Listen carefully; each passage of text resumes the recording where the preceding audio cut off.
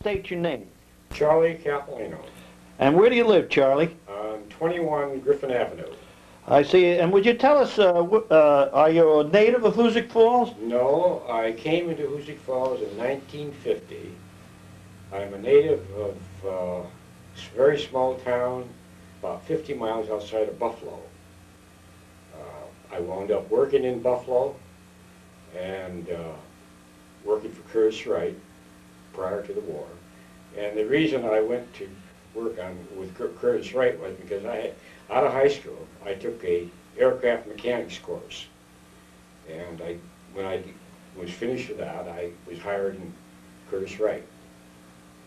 I worked there for about a year and a half or two, close to that. Then of course the war broke out.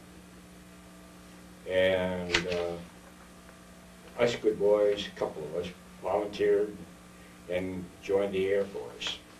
And when was that, Charlie? That was 1942, September 42. All right. And tell us about it. You enlisted in September 42. I was enlisted in Niagara Falls. From there we went to basic training to North Carolina. I believe it was Goldsboro, North Carolina. 4 months of basic training. And following that, we went to aircraft mechanics school because we were going to be part of the maintenance crew for we didn't know whether it be B-17s or what it would be, but airplanes. And that was a good 4 or 5 months of training. That was also in the Carolinas. And following that, we were shipped up to Rome Air Depot. There we formed our maintenance groups to service the aircraft. And we were about 3 weeks from being shipped overseas when I decided I should be a pilot. I wanted to be a pilot. So I went down to Syracuse, took the exams, and passed the physical, passed the written test, everything was fine. So I was taken out of the group, and again, I was like starting all over again. I had to go back to basic training. Miami Beach, Florida, in the dead of summer. Oh, it was hot. Was it ever hot? Your clothes were dripping wet. Yeah, but they kept you in a nice hotel, I understand. The hotel was fine, but most of the time you were marching up and down the street, your basic training. Yeah, I know. Just kidding. We got through that. I think it took around 3 months. From there, went to Shreveport, Louisiana, to college. 4 months of college work. Math and science and just a few, very, very, very nice, very lovely accommodations, nice food. It couldn't be better. Following that, we went to San Antonio for physical. Had to be tested. Down there, and we took the written tests again, physical test. I passed everything on the test and on the physical. I got up to be measured against the wall. Quarter of an inch too short. No kidding. I said, why am I a quarter inch too short now? Yeah. Why wasn't I a quarter inch too short when I started? Oh, no, I'm sorry. The truth of the matter was, probably at that particular time, they had more pilots than they wanted. Yeah, I've heard that. So they said, you want to be a navigator or a bombardier? I was so mad. I said, no, I don't want to be anything. If I can't be a pilot, send me back where I was. Can't. You got to go to gunnery school. I said, you go to gunnery school, but you know as well as I do that all I have to do is get airsick and I'm out. Where are you going to go? Oh, say, all right, send me to gunnery school. Laredo, Texas, here we come. Gunnery school for 2 months or so. Shooting out of B-17 on the ground, all that. Pointing, learn the gun. I never did flunk out. I just kept it on going. So, from there, we went to Rapid City, South Dakota, formed our B-17 crews. I became a flight engineer because of my mechanical training. See, what is a flight engineer's job? Well, a flight engineer, he pre-flights the plane before you take off. He checks all the mechanical parts, checks the interior, and you're responsible really for the mechanical function of that airplane. Or you should have a working knowledge of it, so that if anything goes wrong, you can inform the pilot, your co-pilot. That's like a crew chief today? Well, a crew chief is a ground man. He's a crew chief would be on the ground. Okay. The flight engineer would be flying with the plane. Okay. And you know, every once in a while they take a crew chief and take him on a flight over their target. I see. It'd be volunteered. Yeah, it'd be volunteered to go. But I was located, there was a pilot on the left, co-pilot on the right, and I was directly behind the pilot and co-pilot. I see. And I had to man the top turret gun. Now from there, you could see everything, everything.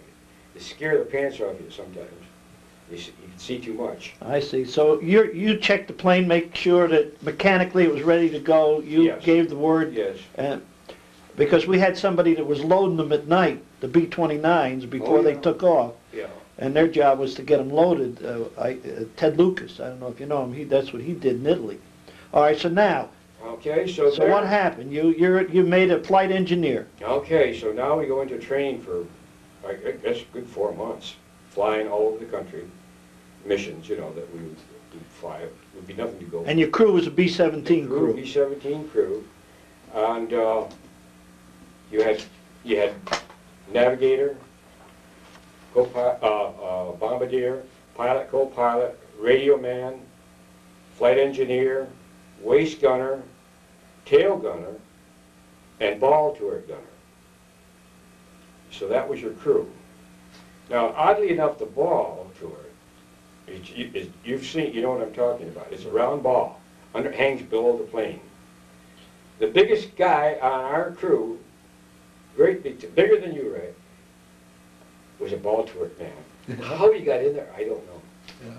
But it was a very cramped up quarters, you know.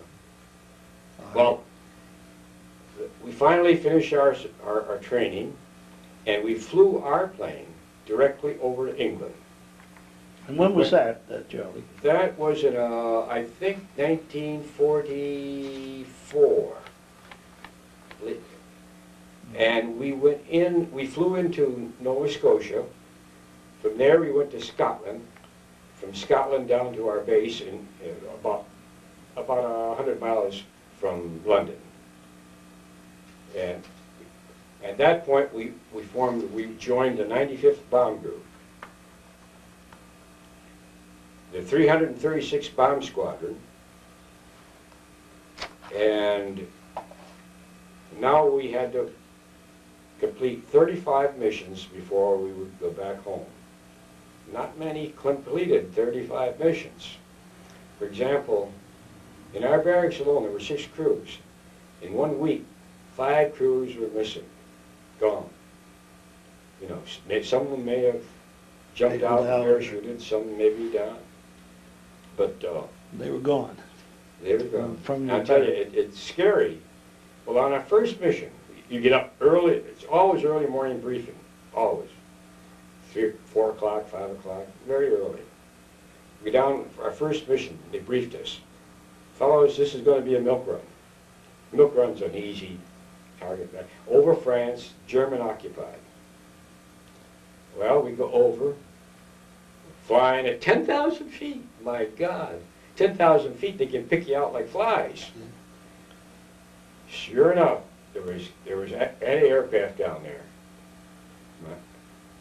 Wow, we never expected any flak. We never expected anything. Our lead plane, we were flying, you know, we fly 1, 2, 3, 1 stacked up and down. Our lead plane right in front of us, right here, got hit right smack in the middle. He blew up right directly in front of us.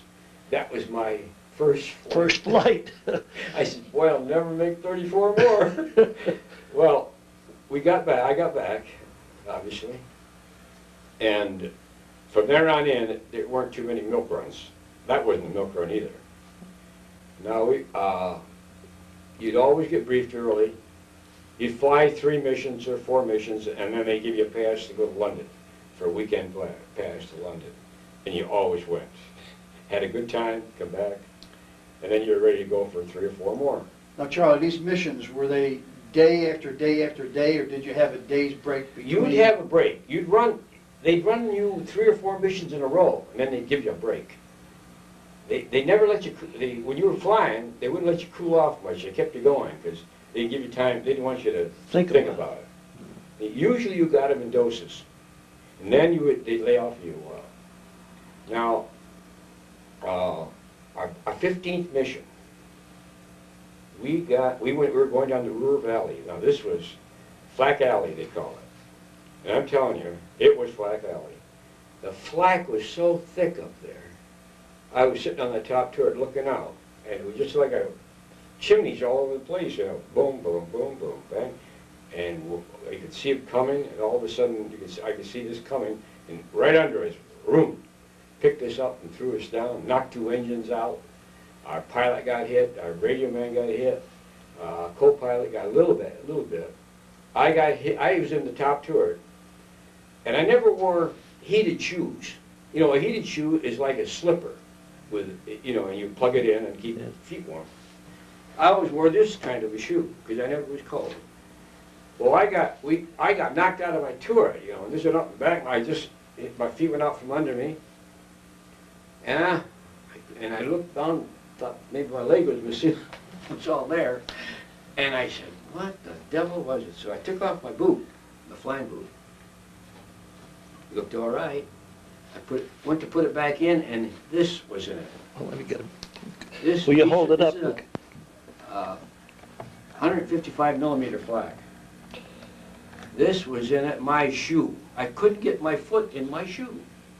So I reached down and I pulled this out. And you know where this hit me? Right, this hit me. Show us. Right in the heel. Right there, in the heel part of the shoe.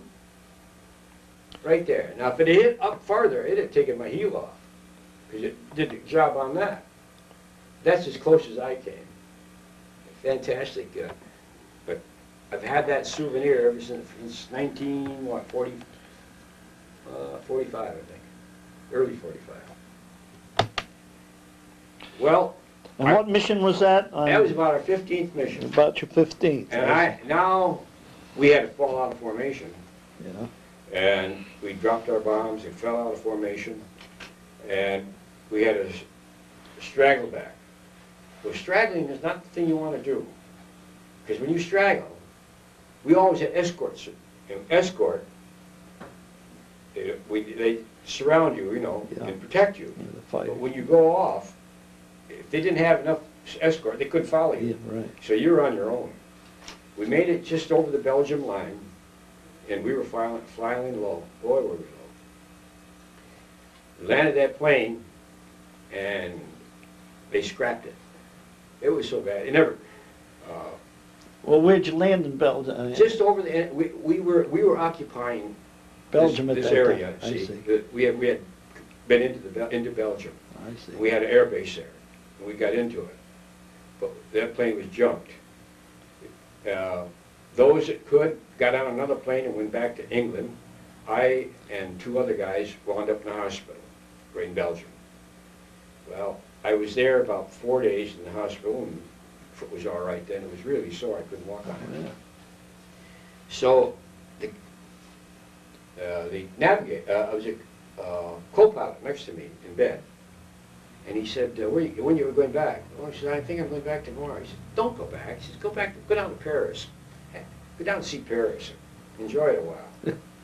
I said, "How am I going to go to Paris?" Well, he said, "You just catch a plane, go down there, be on the air." I said, "Can you do that, Elvis?" Sure. So next day I went down. I said, "Any place going to Paris here?" "Well, we're going within about 15 miles. He said, "You probably get a ride from there." I said, "Okay."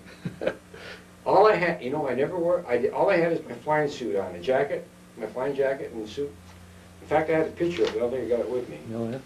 And so I went to Paris. I went down to I had done my way back into the city, to La Bourget Airport. And I told him what I was doing. I said, "I'd like to go down and see the city before I go back to England." He wrote me out a 3-day pass, which I extended to a week. I had an escape kit. See, each of us had an escape kit. There was $50 of English money in there. Well, that kept me for the week. Because you ate in GI halls out there. There was enough. You'd look around and Yeah, you'd find you just drop in and have lunch with them, you know. And I traveled all over Paris, the subways. I saw the can-can shows. I saw tours. I took the whole tour of Paris. Nobody I thumbed my ride on the street, you know, to pick Yeah. up. Nobody asked any questions of me. Never asked me to see my dog tags or nothing. I couldn't get over it. Well, I was out of my time, a week had gone by, so I went back to the airport and told him I was making my way back to England, to my base. He says, oh, there's a plane going to England there. He says, not going where you want to go, but you can take a train from there. Fine, I hopped on the plane. Now here's another thing. They didn't know who I was. I could have been Yeah. a German spy. Yeah, right. Never asked for any identification, and we're fighting a war. So I jumped on the plane and got down to England, England, just below London, and I told them I'd make my way back. They called up my base. He said, oh, write them out a train ticket. I stayed overnight there. Next morning I got on a train. And again, no, even with all of that, no identification, nothing. Just what I did. Like me Just your down here. word. I could have been a German spy. Yeah. Well, anyway, I got back to my base. I got back to the base and said, hi, how are you? Fine. How, you feeling good? Yeah. How would you like to go to London for a few days? I said, I sure would. They wrote me on a pass to London. I went to London for a few days. But I got back to my barracks, and the guys thought we were down, see. All my stuff, you know, when a guy goes down, they take your locker and split it up, take all your clothes and this. I didn't have nothing. The guys are taking all the stuff. Yeah, everything was gone. Were you reported missing? No, I don't think so. Because your I don't folks think would there have. was anything. I don't think there was any report of it. I see. But the only thing they asked me, how are you? They didn't ask me where I'd been, what I've done, what happened, nothing. But you're back. Welcome back. So I'm back. Well, now we got a few more missions to fly. And Well, they had to put you in a new crew because your crew is. we got part of our crew all back. I see. And then what happens is, Phil, that while your crew is flying, you may get sick and grounded for a couple of days, but the crew flies, see? So you may be, have to make a mission with another crew to catch up, I see. to get your 35 in. In fact, my last mission, I flew with a strange crew. And So they got you back in the air. Oh, yeah. And did it take long to get you back in the air after you got back? No, you're back. The only lull we had, you remember the Battle of the Bulge? Yeah. Well, the Battle of Bulge was the result of we couldn't fly a plane for over a month. Bad weather. Bad weather. The weather was so bad. And honestly, that was one time I was wish we could go on the mission because we were getting this beat, you know, we were getting beat over there. Yeah. No flying, no support. Soon as that weather broke, every plane in the world was there, flying. You could see airplanes in the sky from anywhere direction you turned. Oh, and it was fantastic, the number of planes in the air. Well, I think we went on to about our 21st mission, and like I said, we needed a bombardier. He was sick. So we drew another bombardier. But he wasn't a bombardier, he was a navigator, which we found out. When we said bombs away, the bombs didn't drop. Nobody really took the safety switches off. And that was the bombardier's job, go take the safety. And he wasn't a bombardier, so he didn't do it. Well, I'd open the door, and I'd look out the bomb bays. Oh my God, they're all hung up in there. So you asked me what I did. Well, one of the things I had to do is I went out, there's a catwalk in the bomb bays. It's about that wide. You put one foot in front of the other to walk it. And there's two ropes on the side. One rope here and one rope here to protect you. Well, here we are up about 20,000 feet. I had to go out there and hang onto that rope, lean out there, and the bombs are way over there. Lean as far as I could lean and click each one of those off by hand. We had to get rid of them. Yeah. Because you couldn't keep up with it. I see. So there was a switch, you pushed it, and the bomb went, or a little catch? Where they hang up, see, they hang them up. You just have to manually click that. I see. I did it with my finger. And then bombs would drop. Bombs would drop, one at a time. I don't know where they landed. I got rid of them. But anyway, that was another experience that was... one you won't forget. Won't forget, yeah, that. But I didn't mind it. I don't know why, but I should have. you know, being out there. I didn't mind it. Well, one mission we went on a mission to, shuttle mission. We went from England to Russia. And we bombed on the way up in the northern part of Europe. And then we stayed in Russia a couple of nights. And they were scared to death about us being there. And I found out why just this summer. The group before had done that, and the Germans came over and bombed them that night. And they were afraid it was going to happen again. I see. They didn't want the Germans So they bombing didn't them. really appreciate us being You were there. sucking the Germans over. But They didn't want them. They fed us well. They put on a show for us, a real dancing show, you know, the women. And then then we left and we went to Italy. And on the way to Italy, I think that's the time I was about as scared as I ever was in my life. Here was this mass formation flying, and looked up in front, a few miles in front, you could see this wall of cloud, just a straight wall, all the way up as far as you could see. And we couldn't climb above it. We weren't able to climb above it. We had to fly right into it. And now, can you imagine flying into those clouds like that? Solid mass, with a guy on your wing here, and here, and above you and below you. Yeah. Well, that's one time my knees were knocking. Yeah. Oh boy, I was scared. And as we got through, as we broke through the top, there was look, I can still see it. Right over there was a great big ball of fire that came through the clouds. A couple of them collided. I think more than a couple collided. Because there's no way to, you know. You couldn't see it. It'd be hard to control it, and so. Well, if your instruments then failed you a little bit, you would know where you are. Yeah, right. So that was scary. We stayed in Italy a couple of days there, and then we come back and bombed on the way back. We bombed in France again. It wasn't Paris, but I was told that we bombed at a German barracks that was out in formation parading that day. So we helped them with their parade. Anyway, that was a good mission. So you flew from England, you bombed Russia, you went to Italy, then on the way back, we bombed they loaded you up in Italy, and then you... We bombed from,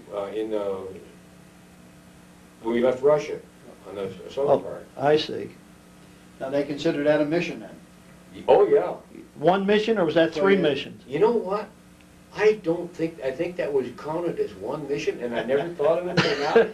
I could have got out sooner, maybe. Honestly, I think it's one counted as one mission. That's great. When you go in comedy, one mission.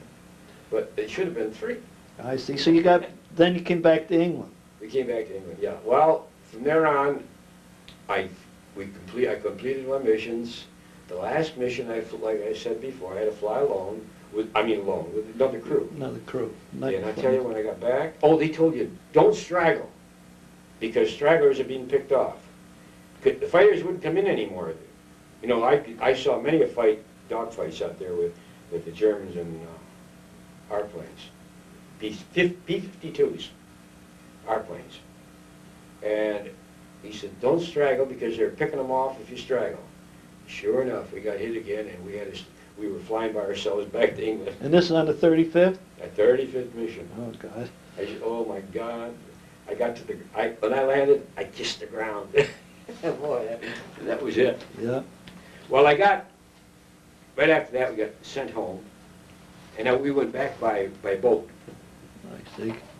I think that must have been in June of 45, because I got out in July of 45, so a month before I got out. Now, the war was over in Europe in May of 45, wasn't it? August, wasn't it? No. August. No, that was Japan was in Japan August. was in... What was it? It was... May or June. Now, wait a minute. May or June. I got to tell you something. August 11th, we got married, my wife and I, in 1945, and the whistle blew, and I was out of a job, because I worked for Curtis Wright. Oh, I see. Oh, Lord. That's when the Japanese surrender was in August. Yeah, it was in August. They signed it on September 2nd. They signed it on Missouri. That's when the war really ended. Yeah. And so I had no job, just got married. Well, Okay, so that summed up your service. Well, You told us a when great after I story. came back from furlough, I went home, see, furlough, Yeah. come back to Atlantic City, I could hear these guys telling about points. Points, hey, I'm getting out, I got enough points for this. Points. Well, I said, what's the points about? Well, he said, if you got enough points, you can get out right now. You need 85 points. I said, oh boy. So, went down and we looked at, checked the records over. I had 80 points. But I had one battle star they weren't giving to me that should have been given to me because I was with the group when that battle star was given. I see. I had 85 points. I had 5 oak leaf clusters and air medal, good conduct medal. Yeah.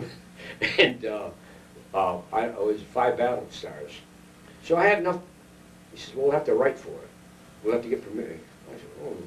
Well, he says, you can stay here in Atlantic City for a month. It'll take a month to get it. Or you can go to Lake Lure, North Carolina, vacation spot, a resort. I said, I'm going to Lake Lure because if I'm over here, you'll have to use me to send me somewhere. So I went there for a month, had a great time. It was a resort. Yeah. Come back, looked over my records. Yeah, I got the 5 points. I got out of the service. I see. That's the end of the service. Okay, now you came back. Now tell us a little about after the service, what happened. After the service, as I said, You the got whistle married. blew, I had no job. So I finally wound up in a job in a steel mill, right? Drawing wire. You know, they take wire and they put it through a die and keep reducing the size of the wire. Well, my job was to feed that machine. I got the 3rd shift, the worst conditions in the world. And it's the best thing that ever happened to me because I said, you know, I looked at that guy over there, he's been doing it for 15 years, that guy 10 years. I'm getting out of here. I'm going to school. So I applied to an engineering college at Angola, Indiana, Tri-State College. They accepted me. He said, you can come if you can find a place to live. And apartments were minimum you could give.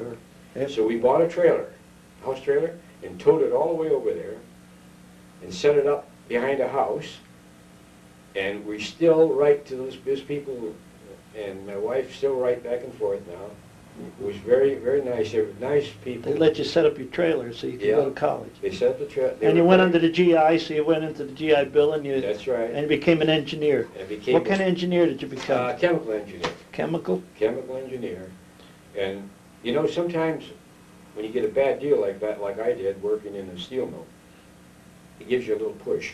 Yeah.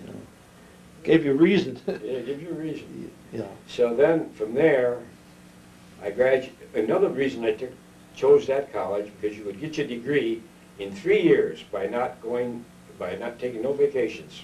Go right straight through. And so I got my degree in 3 years. And from there, I went to work for International Paper in Niagara Falls. And I worked there for about 1.5 years. And then I heard about this position over here, and I really didn't even know where Hoosick Falls was, really. But I looked it up and we found it, and came over, and they offered the job. And I thought about it for about a week or 2, and then I accepted it. So I think it was the best thing I could have. You moved to Hoosick Falls, when was that? 1950. 1950. Now by then, do you have any children, or? Yes, we had one girl, Linda. Linda, yeah. I see. And then you moved here. We moved here. And you've lived here ever since Been 1950. in Hoosick Falls ever since 1950. So you're almost a native. I'm about 90% native. 90% native. If I live long enough, I'll be 99. I'd like to close this before we talk about woodflung. Right. Is there anything else you'd like to mention, any of this? Well, I think that covers my service pretty Yeah, well. I think it was great. You know. Well, we thank you very much for coming. Enjoyed it. All right, we've come back on.